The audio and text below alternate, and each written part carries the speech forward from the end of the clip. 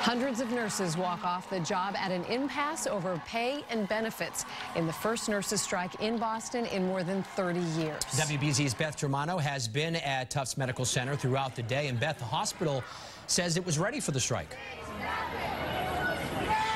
Brought in replacement nurses, and hospital officials say they've been trained, among other things, to handle as many as 60 surgeries today, and they insist everything is going smoothly. But these nurses walked off the job at 7 o'clock this morning, with both sides making accusations that neither side is budging.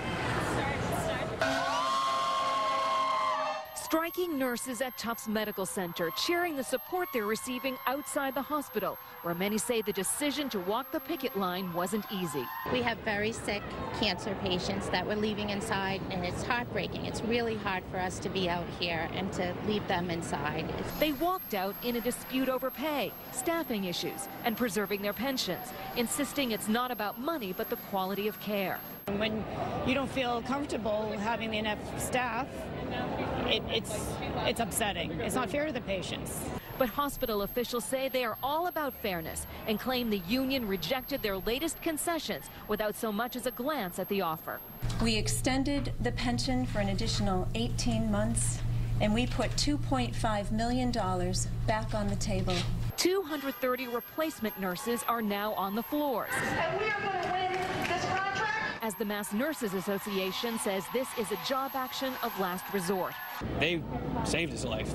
It was emotional as well for patients, like Ian Bain, who says his prematurely born son, Michael, wouldn't be alive without the Tufts nurses.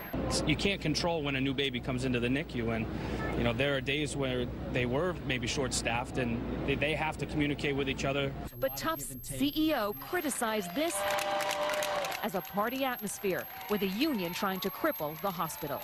I think that the M&A does have a specific corporate objective across Massachusetts to increase their relevancy and to use strike as a method to bring hospitals to the brink. Now, the nurses are being joined on the picket line at this hour by several other unions. They were hoping to get back on the job tomorrow, but the hospital says it has to offer the replacement workers at least a 5-day contract, so they won't return until Monday. The hospital claims at least a dozen nurses did cross the picket line today. Reporting live from Boston, I'm Beth Germano, WBZ News.